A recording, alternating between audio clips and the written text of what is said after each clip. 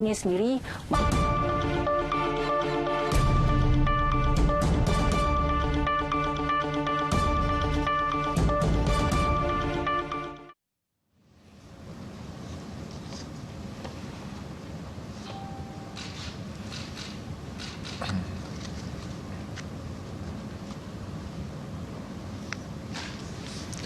Bismillahirrahmanirrahim. Assalamualaikum warahmatullahi taala wabarakatuh. Salam sejahtera dan selamat petang pada seluruh rakyat Malaysia. Bersama dengan saya petang ini adalah Datuk Dr. Rohaizat, Datuk Dr. Nurhayati Rosli dan juga Dr. Hisham Shah. Kementerian Kesihatan Malaysia ingin memaklumkan bahawa pada hari ini Malaysia mencatatkan bilangan kes pulih daripada jangkitan COVID-19 sebanyak 996 kes. Ini menjadikan jumlah kumulatif kes yang telah pulih sepenuhnya daripada jangkitan COVID-19 adalah 32,069 kes, iaitu bersamaan dengan 73.2% daripada jumlah keseluruhan kes. Pecahan kes yang sembuh adalah seperti berikut: Negeri Sabah 543 kes, Selangor 225 kes, Pulau Pinang 108 kes, Wilayah Persekutuan Labuan 42 kes, Negeri Sembilan 38 kes, Sarawak 20 kes, Kedah 12 kes, Perak 4 kes, Terengganu 3 kes dan Melaka 1 kes. Sehingga 12 November 2020 jam 12 tengah hari, sebanyak 919 kes baru telah dilaporkan. Ini menjadikan jumlah kes positif COVID-19 di Malaysia adalah sebanyak 43,791 kes. Manakala jumlah kes aktif dengan keboleh jangkitan COVID-19 pula adalah 11,419 kes. Negeri Sabah mencatatkan sebanyak 319 kes, iaitu bersamaan dengan 34.7% daripada jumlah keseluruhan kes positif pada hari ini. Negeri-negeri di Lembah Kelang pula mencatatkan sebanyak 224 kes, iaitu bersamaan dengan 24.4% daripada jumlah keseluruhan kes. Manakala Negeri Sembilan pula mencatatkan 240 kes, iaitu 26.1% daripada jumlah keseluruhan kes, di mana 236 kes daripadanya adalah daripada kluster sedia ada. Sebanyak 13 kes, iaitu 1.4% yang dilaporkan hari ini adalah berkaitan dengan kluster-kluster di pusat tahanan sementara dan penjara. Ini melibatkan kluster penjara Seberang Perai 12 kes dan kluster pusat tahanan sementara Tawau 1 kes. Ingin dimaklumkan daripada 919 kes baru yang dilaporkan pada hari ini, terdapat 3 kes import yang mendapat jangkitan dari luar negara. Kes-kes tersebut melibatkan 2 warga negara dan 1 bukan warga negara yang tiba daripada negara Indonesia 1 kes, Nigeria 1 kes dan Arab Saudi 1 kes. Perincian kes penularan COVID-19 dalam negara adalah seperti berikut. Di Negeri Sabah, 318 kes telah dilaporkan, iaitu 56 kes daripada kluster sedia ada, termasuk 27 kes daripada kluster baru, iaitu kluster Teluk.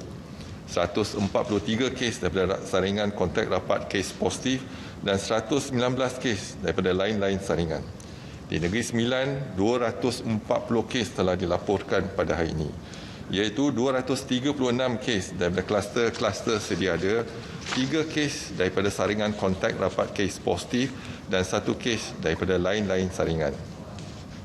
Di Negeri Selangor, 174 kes telah dilaporkan, iaitu 122 kes daripada kluster sedia ada, 37 kes daripada saringan kontak rapat kes positif dan 15 kes daripada lain-lain saringan kontak COVID-19.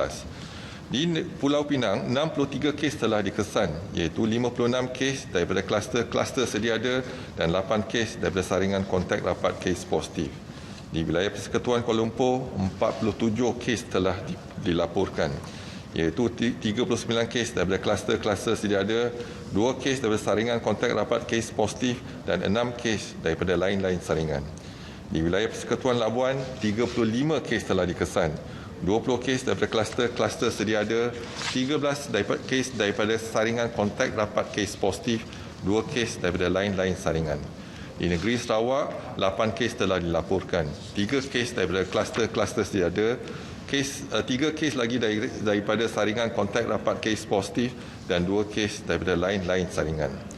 Di negeri Perak, 9 kes telah dikesan, 6 kes daripada kluster-kluster sedia ada dan 3 kes daripada saringan kontak rapat kes positif. Di negeri Johor, 8 kes telah dikesan, 3 kes daripada kluster sedia ada, 4 kes daripada saringan kontak rapat kes positif dan 1 kes severe acute respiratory infection. Di negeri Melaka, 8 kes telah dilaporkan, 7 kes daripada kluster sedia ada dan 1 kes daripada saringan kontak rapat kes positif. Di negeri Kedah, 3 kes telah dikesan, iaitu 2 kes daripada kluster sedia ada dan 1 kes daripada lain-lain saringan. Di negeri Kelantan, 2 kes daripada kluster sedia ada telah dilaporkan. Di wilayah Persekutuan Putrajaya, 1 kes daripada lain-lain saringan telah dikesan. Sehingga kini, terdapat 92 kes positif COVID-19 yang sedang dirawat di unit rawatan rapi, di mana 35 kes memerlukan bantuan pernafasan. Daripada maklumat terkini yang dilaporkan ke CPRC Kebangsaan, duka cita dimaklumkan terdapat pertambahan 1 kes kematian berkaitan dengan COVID-19 pada hari ini. Justru jumlah kumulatif kes kematian COVID-19 di Malaysia adalah sebanyak 303 kes, iaitu bersamaan dengan 0.7% daripada jumlah keseluruhan kes. Ringkasan kes kematian hari ini adalah seperti berikut. Kes kematian 303, iaitu kes nombor 42,102, seorang lelaki bukan warga negara berusia 66 tahun meninggal di Hospital Tawau. Kementerian Kesihatan Malaysia mengucapkan takziah kepada ahli keluarga beliau. Kementerian Kesihatan ingin memaklumkan terdapat 1 kluster baru yang telah dikenal pasti pada hari ini, iaitu kluster Teluk. Kluster ini melibatkan daerah Kota Kinabalu di Sabah. 3 kes indeks bagi kluster ini telah dikenal pasti positif COVID-19 hasil saringan di tempat kerja pada 9 dan 10 November 2020. Saringan kontak rapat telah mengesan sebanyak 27 lagi kes positif COVID-19. Kesemua kes telah dimasukkan ke Hospital Queen Elizabeth dan pusat kuarantin dan rawatan COVID-19 berisiko rendah di bangunan Kompleks Sukan Likas.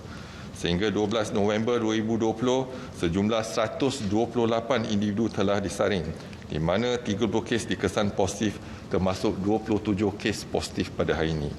97 individu dikesan negatif dan 1 individu masih menunggu keputusan. Pada hari Sabtu ini, bersamaan dengan 14 November 2020, kita akan menyambut Hari Diabetes Sedunia, iaitu serentak dengan sambutan Hari Deepavali.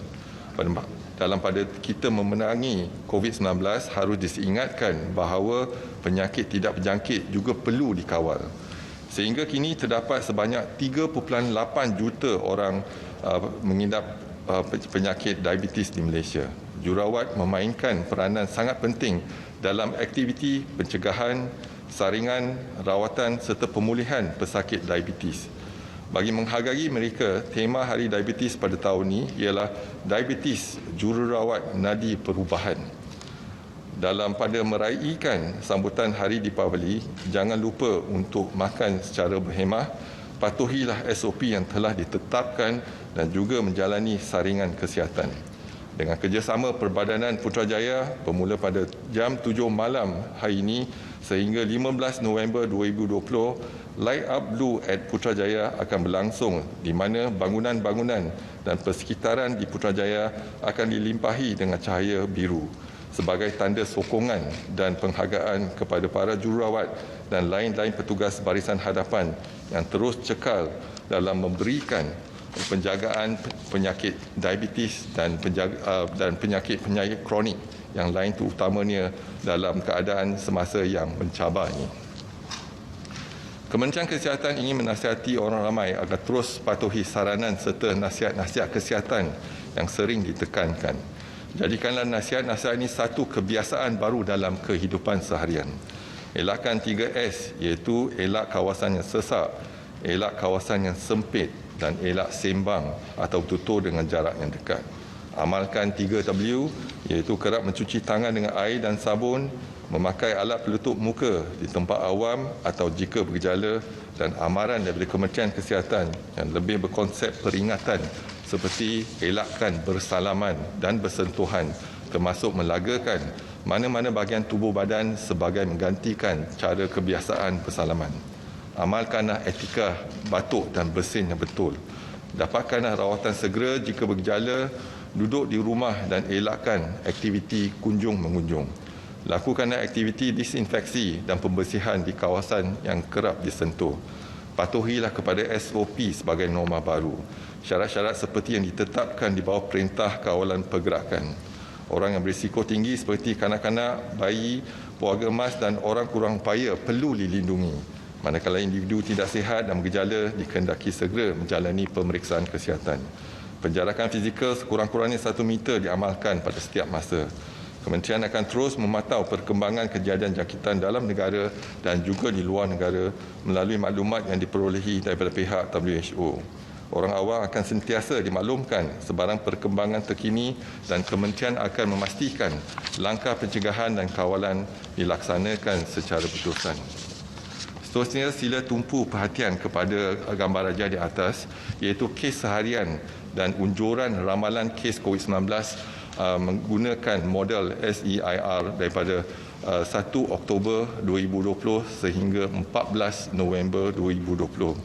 Jika kita perhatikan pada kes semalam, kes yang dicatatkan ialah 822, iaitu kurang daripada unjuran R01 dengan jangkaan 973. Pada hari ini, kes yang dilaporkan adalah 919. Masih kurang pada jangkaan kes yang dijangkakan oleh menggunakan unjuran R01 iaitu 973. Jadi insya-Allah kita masih boleh bertahan dan kita harapkan dalam tempoh seminggu, 2 kita dapat kurangkan R0 daripada 1 ke sehingga mungkin 0.5. Jadi kita akan pertingkatkan dan memperkukuhkan lagi aktiviti tindakan kesihatan awam dan pengurusan COVID-19 dalam negara kita. Seterusnya kita perhatikan iaitu pergerakan 14 hari taburan kes COVID-19 mengikut daerah di Malaysia. Iaitu kita telah memulakan pada 14 Oktober 2020 iaitu PKPB ataupun CMCO di negeri Selangor, wilayah Persekutuan Kuala Lumpur dan Putrajaya. Dan kita lihat hari ini kebanyakan daerah-daerah di Selangor dan Putrajaya telah pun menjadi zon merah, dan kita lihat di negeri Selangor hampir semua daerah telah jadi zon merah. Ini adalah tindakan awal kita iaitu proaktif sebelum berlaku iaitu penyebaran penularan kes COVID-19 di Lembah Kelang.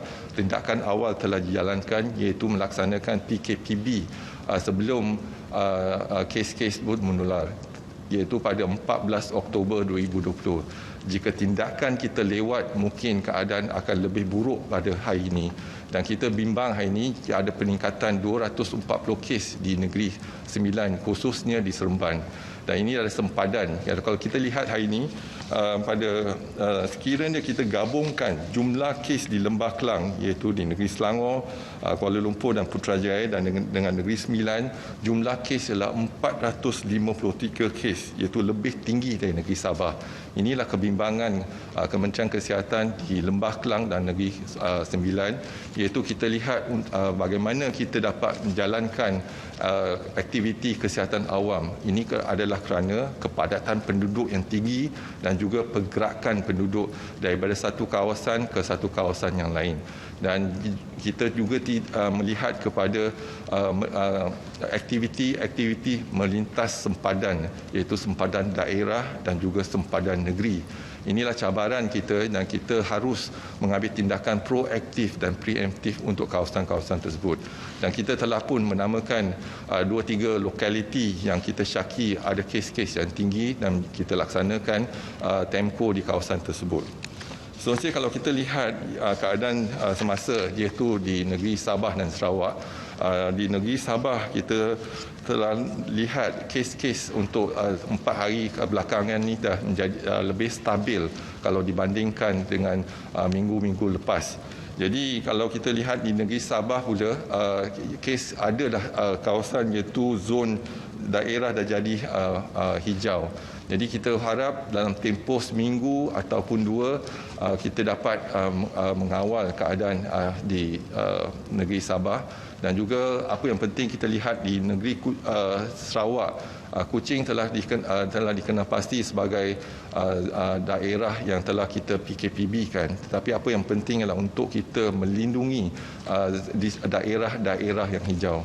Di Labuan pun kes semakin telah nampak kestabilan itu, iaitu di Labuan kita lihat tindakan kesihatan awam telah berjaya mengenal pasti kes-kes yang positif, dan sekarang ini kes semakin menurun di Labuan.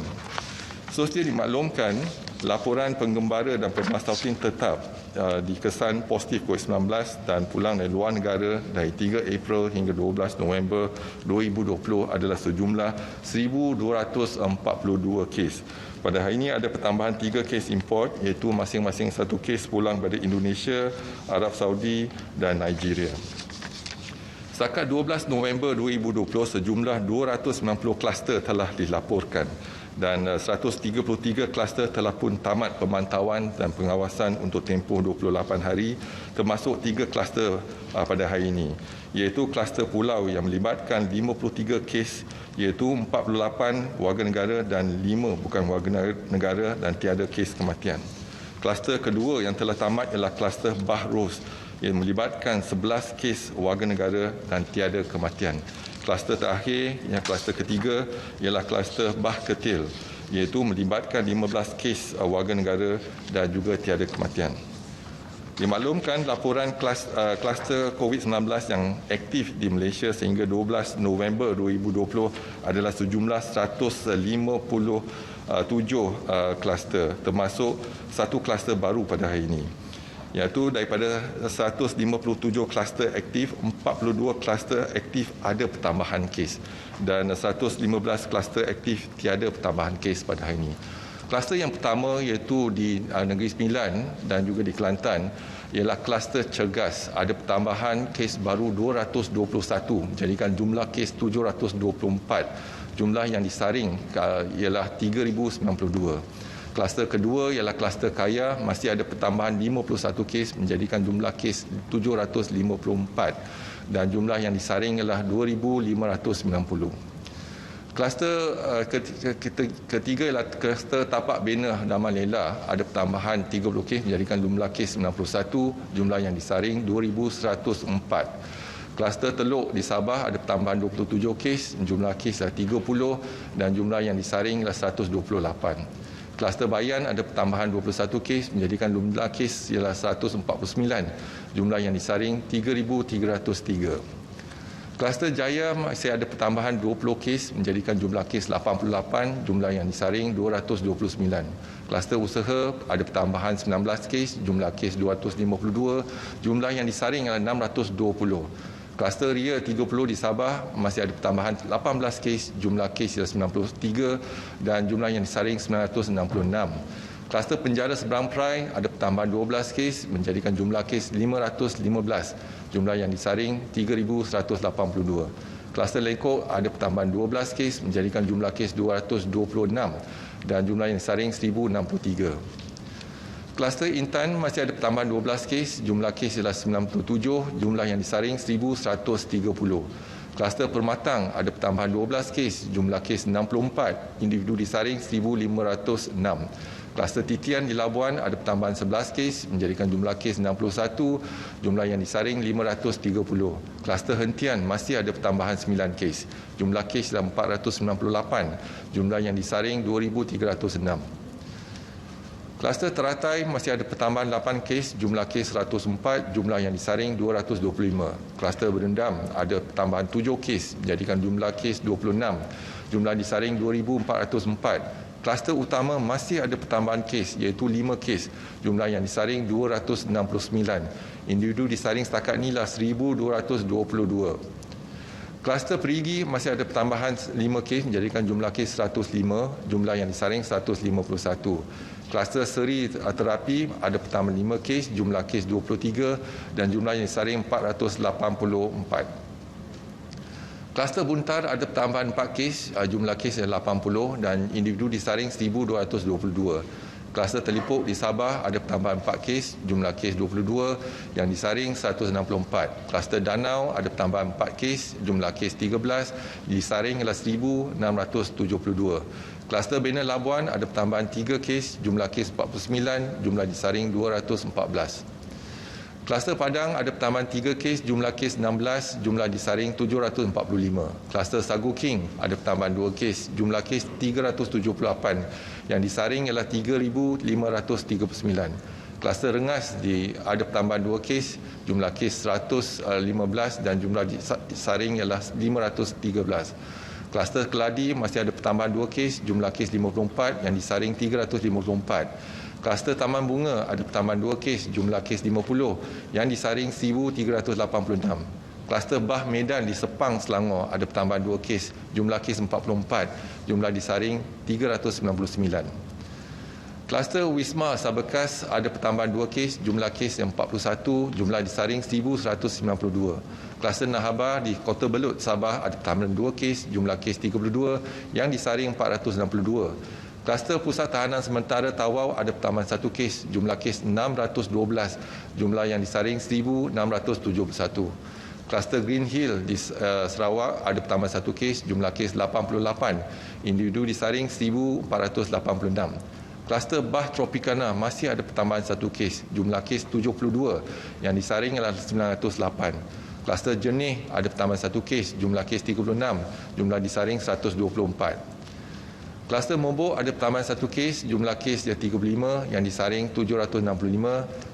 Kluster Lintas di Kota Kinabalu, Sabah ada pertambahan 1 kes, jumlah kes 14, jumlah disaring 33.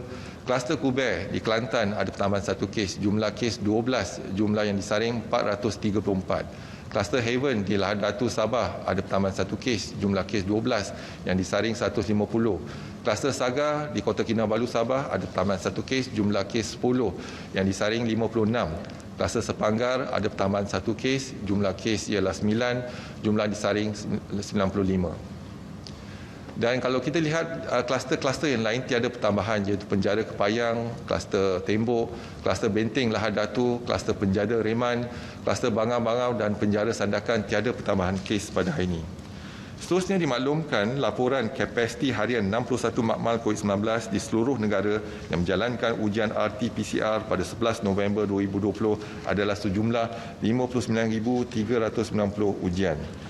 Semalam kita berjaya melaksanakan 28,054 ujian, iaitu bersamaan dengan 47%.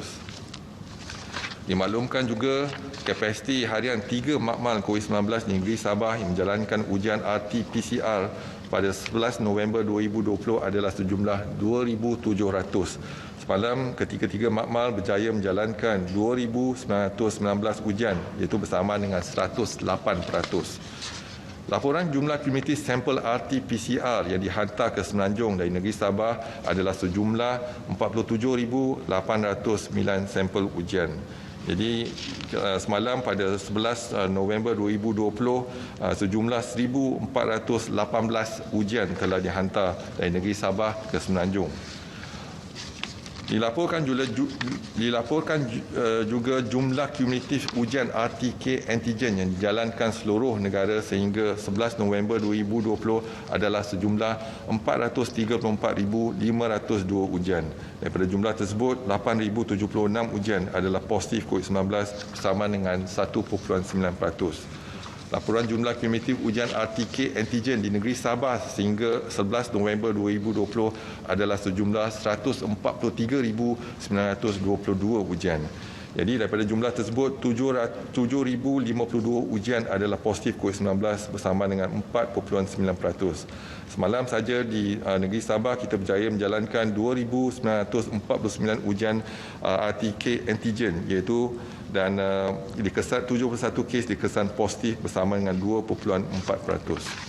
Jadi pada hari ini dapat kita simpulkan 919 kes COVID-19 telah dilaporkan melibatkan 3 kes import dan 1 kluster baru dan 1 kes kematian. Dan saya buka kepada sebarang pertanyaan, dipersilakan.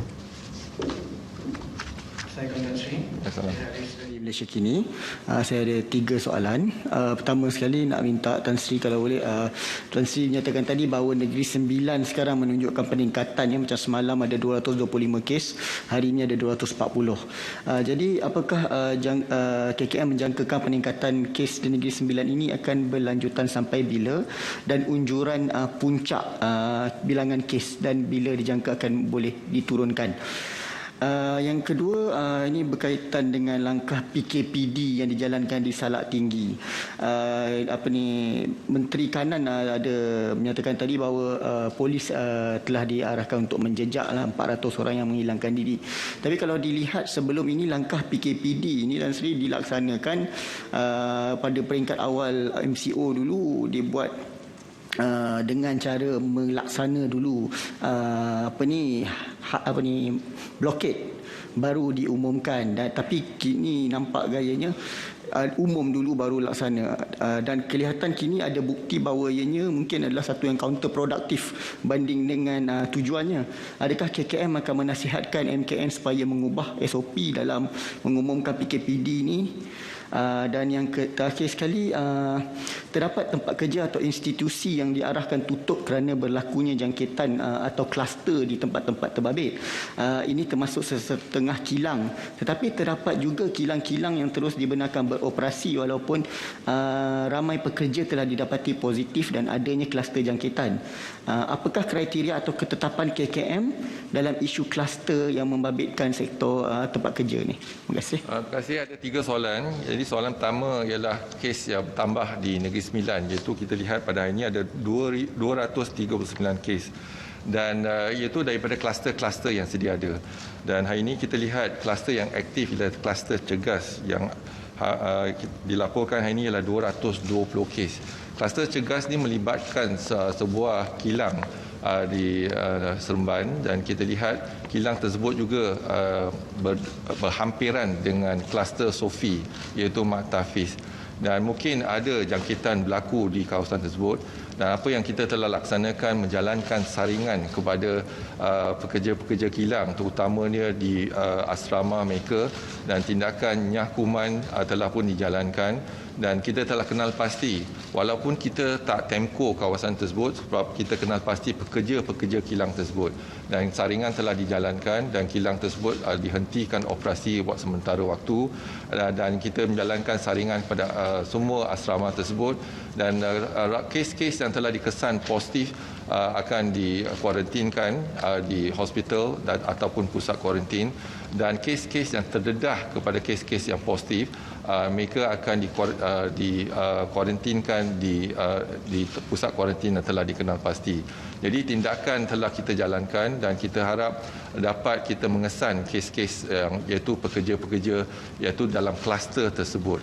Jadi kluster yang terlibat ialah kluster Cegas, iaitu 220 kes. Kluster Kaya, iaitu kita dapati ini melibatkan pekerja-pekerja kargo dan juga pos Malaysia, dan kita kena pasti tempat penginapan mereka, dan kita jalankan saringan juga.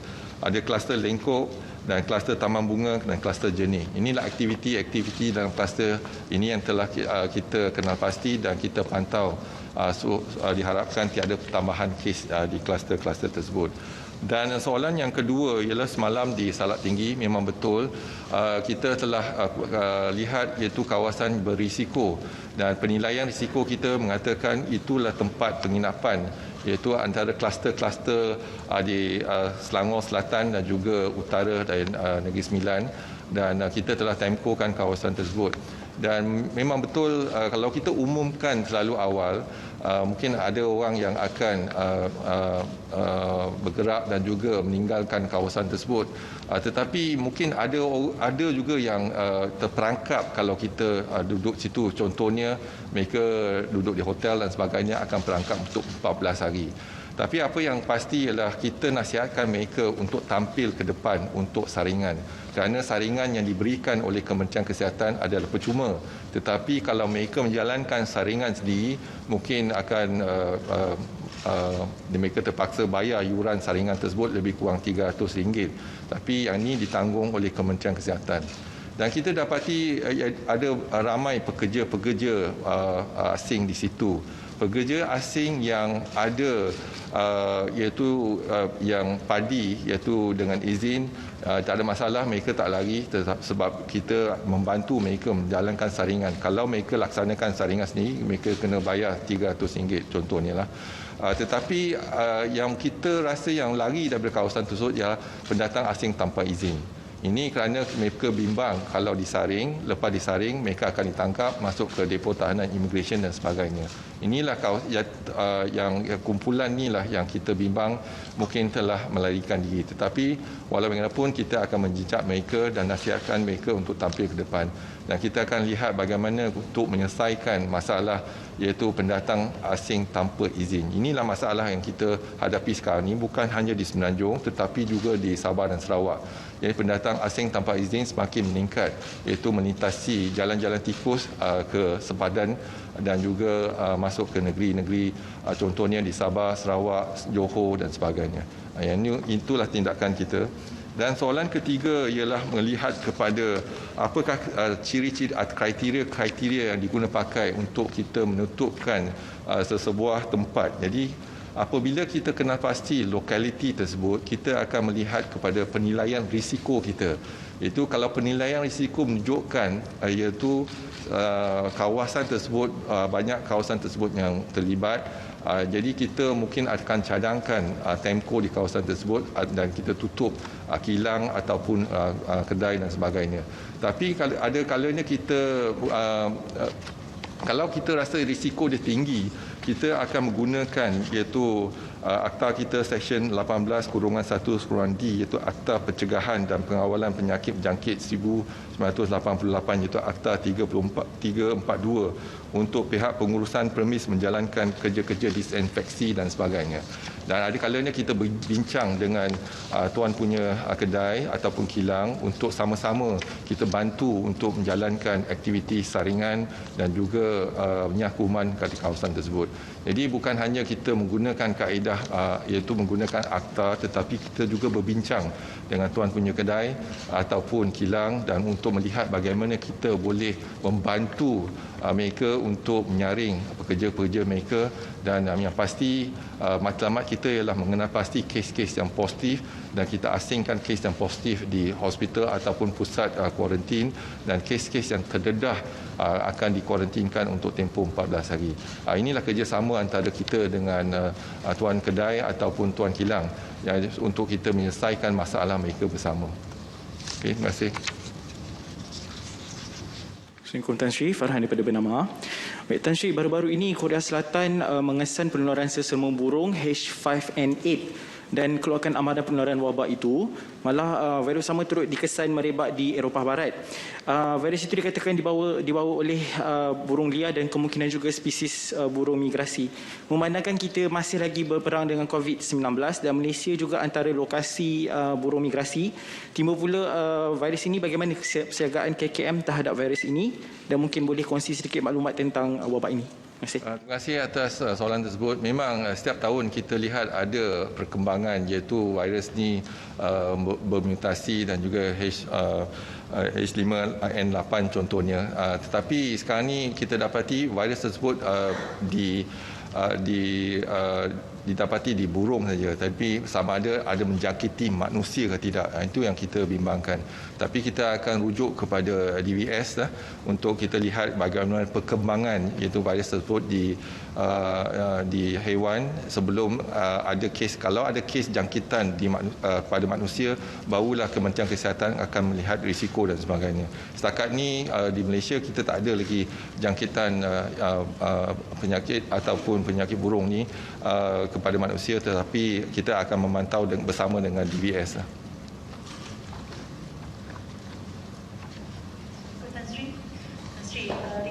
Soalan daripada Malaysia Kini tadi, Tan Sri sebut pasal kluster di Seremban tu.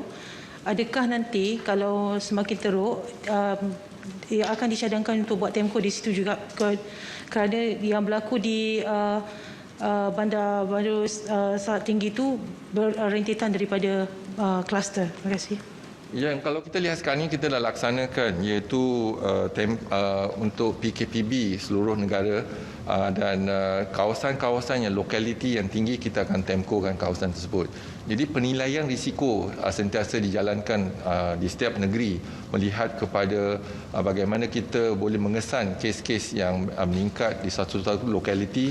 Kalau lokaliti dikenal pasti, kita akan lihat sama ada kita perlu menjalankan temko ke tidak.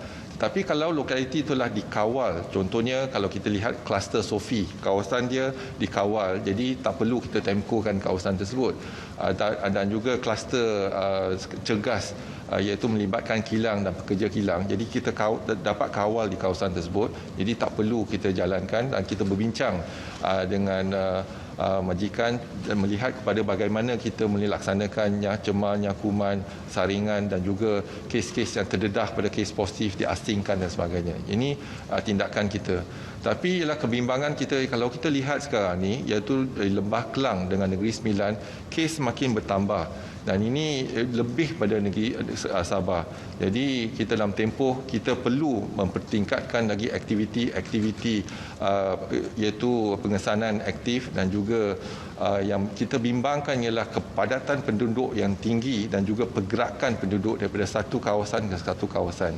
Jadi kawalan contohnya negeri Sabah, kalau negeri Sabah ialah zon merah, setiap individu yang keluar dari negeri Sabah sama ada ke Labuan ataupun ke Sarawak ataupun ke Semenanjung, kita akan menjalankan saringan dan juga kita pastikan mereka keluar masuk ni terkawal. Tapi sekarang ni kalau kita lihat zon merah di Selangor, Kuala Lumpur, Putrajaya, kita tak dapat mengawal 6 juta orang keluar masuk di Lembah Kelang. Ini yang kebimbangan kita. Dan apabila mereka dijangkiti ataupun ada membawa virus, kalau mereka ke zon-zon yang hijau, contohnya balik Kelantan, balik ke Perlis, mungkin dia akan membawa jangkitan tersebut. Ini yang kita bimbangkan. Jadi kita laksanakan PKPB, iaitu kita melihat pada membataskan untuk merentas sempadan negeri, dan juga kalau negeri Sarawak kita lihat sempadan daerah, kita kawal sempadan daerah. Inilah sebab kita melaksanakan CMCO ataupun PKPB. Walaupun zon lain, contoh sekarang ini kita lihat Melaka dan Johor, walaupun kes tak meningkat di situ, tindakan kita ialah tindakan awal. Kebimbangan kita ialah daripada Negeri Sembilan mungkin akan merentas negeri ke Melaka dan juga ke Johor. Jadi ini kita lihat sekarang ini tindakan kita setakat kita menjalankan aktiviti kita, kita dapat mengurangkan zon-zon yang menjadi daripada hijau kepada kuning dan juga jingga dan merah. Dan kita lihat sekarang ni di negeri Kedah contohnya, memang satu ketika dulu negeri Kedah jangkitan dan kluster-kluster dia ada banyak kluster-kluster di negeri Kedah, tetapi sekarang ni zon merah pun dah kurang dah di negeri Kedah. Jadi kita lihat ada 2-3 kawasan yang semakin jadi kuning.